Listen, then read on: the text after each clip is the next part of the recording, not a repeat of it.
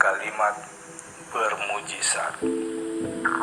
Allah menurunkan kebenaran kepada manusia sejak adanya komunitas manusia di muka bumi ini, dan dalam sejarah perkembangan populasi manusia berserta peradabannya dari awal hingga saat ini. Dari sekian banyak utusan Allah, kita mengetahui ada 4 orang rasul yang diutus Allah untuk membawa dan mengajarkan risalah-risalah dari Allah dengan kitab-kitabnya masing-masing. Rasul Daud dengan kitab Zaburnya, Rasul Musa dengan kitab Tauratnya, Rasul Isa dengan kitab Injilnya, dan Rasul Muhammad dengan kitab Al-Qurannya. Pada intinya, semua kitab suci ini adalah sama dan ditujukan kepada semua manusia yang ada di muka bumi ini, yang tidak bisa diklaim sebagai milik satu kelompok atau golongan manusia tertentu. Mengapa? Karena semua kitab suci dari Allah diperuntukkan pada semua manusia di muka bumi ini tanpa terkecuali. Bila semua manusia yang beragama memahami akan hal ini, saya yakin inilah awal dari penyatuan dan perdamaian. Sebagaimana yang tertulis pada kitab suci dari Allah Al-Quran, surat Al-Maidah ayat 68, bunyinya, katakanlah, hai ahli kitab, kamu tidak dipandang beragama sedikit pun hingga kamu menegakkan ajaran-ajaran Taurat, Injil, dan Al-Quran yang diturunkan kepadamu dari Tuhanmu. Sesungguhnya apa yang diturunkan kepadamu dari Tuhanmu akan menambah kedurhakaan dan kekafiran kepada kebanyakan dari mereka. Maka janganlah kamu bersedih hati terhadap orang yang kafir itu. Ujaran ini sangat perlu dan penting untuk dipahami bagi semua umat beragama di dunia ini, agar fajar kedamaian menyongsong terbitnya mentari kedamaian yang akan menerangi bumi tanpa batas dan tanpa terkecuali. Dan ini bukan hal yang mustahil untuk diwujudkan bila Allah telah menginginkannya. Kitab suci dari Allah, baik yang sudah kita kenal dan belum kita kenal, yang sudah diturunkan Allah pada zaman atau era yang berbeda, dengan utusan-utusan yang berbeda, dengan redaksi-redaksi yang berbeda, dan juga dengan bahasa yang berbeda. Tetapi ada kalimat yang bermujizat yang sangat penting untuk kita pahami, yaitu tujuan yang sama dan isi yang sama, yang kesemuanya dipakai sebagai pedoman hidup untuk mencapai keselamatan dunia dan akhirat. Karena Allah Maha Adil dan Maha Bijaksana, pasti menurunkan kebenaran yang sama pada manusia, makhluk ciptaannya.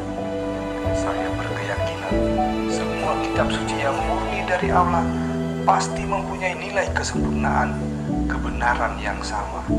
Ini ulasan saya. Allah Maha Mengetahui, Maha Sempurna, Maha Adil, Maha Abadi, Maha Pengasih, dan Maha Penyayang.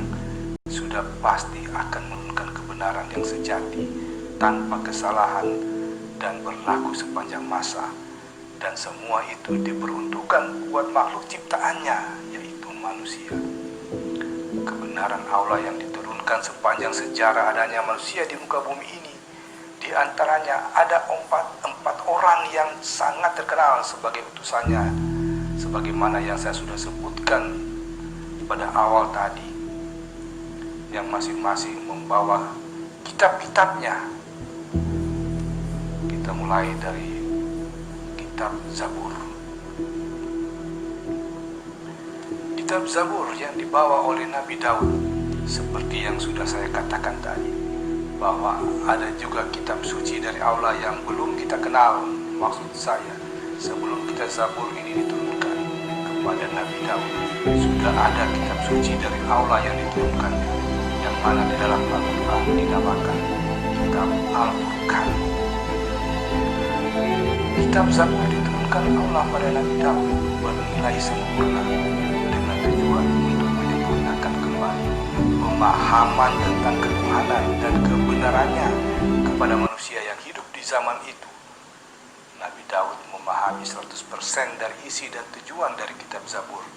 Di saat ia menyampaikan kebenaran dari Allah ini, dia mendapat tantangan dan perlawanan dari orang yang juga sudah merasa mempunyai pedoman hidup yang benar dari Allah. Jadi ada yang menerima, ada juga yang menolak. Nabi Daud dengan kitab Zaburnya yang sempurna menyampaikan kebenaran dan juga mentransferkan pengetahuannya kepada umatnya. Dan dalam proses pentransferan pengetahuannya tidak terserap 100% dari Nabi Daud miliki. Tetapi bahasa atau kunci, karena semua kitab suci dari Allah banyak memakai bahasa kiasan, maka kata-kata kunci sangat dibutuhkan sebagai bahan untuk memahami isi dan tujuan kitab suci dari Allah.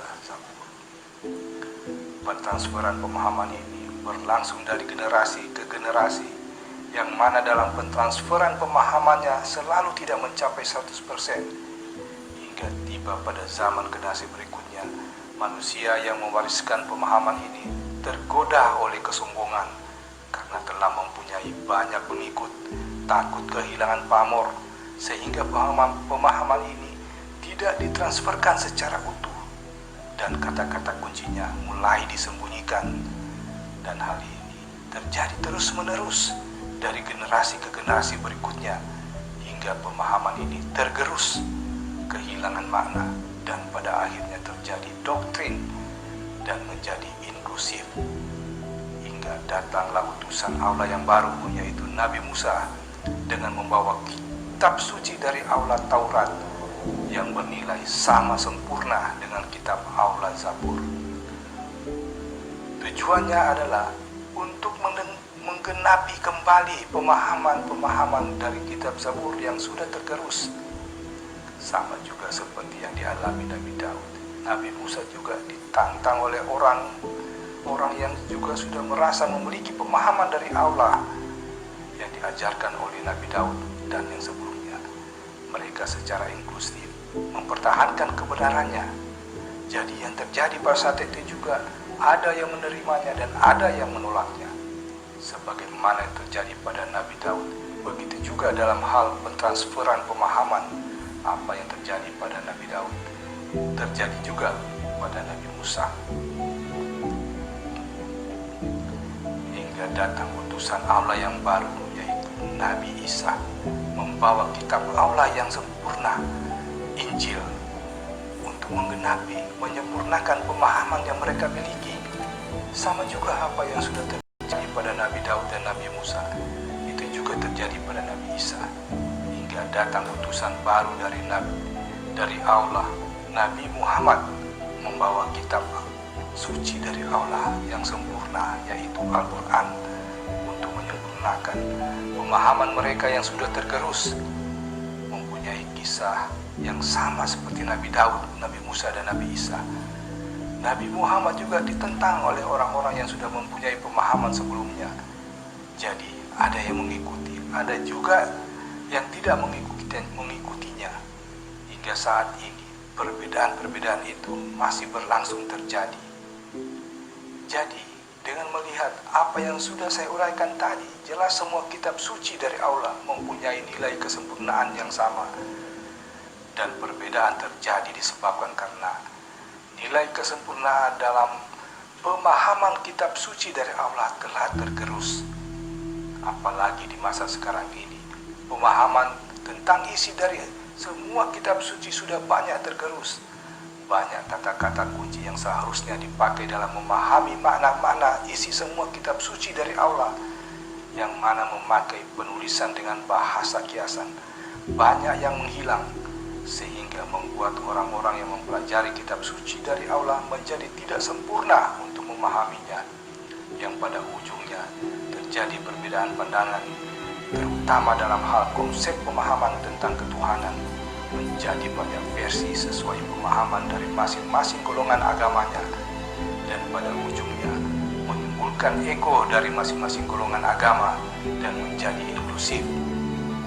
Hal inilah yang menjadi biang dari perselisihan, pertikaian, permusuhan, peperangan, hingga membuat banyak kerusakan, penderitaan manusia di muka bumi ini.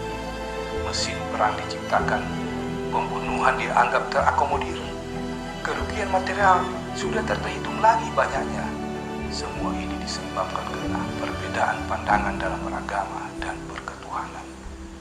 Wahai manusia yang beragama, jangan kamu agungkan agamamu bila masih membenci sesamamu, bila masih menyakiti sesamamu, bila masih membunuh sesamamu. Bukalah mata kalian agar kalian dapat melihat banyaknya korban yang sudah berjatuhan. Pasanglah telinga kalian agar dapat mendengar rintihan jerit tangis penderitaan sesama manusia.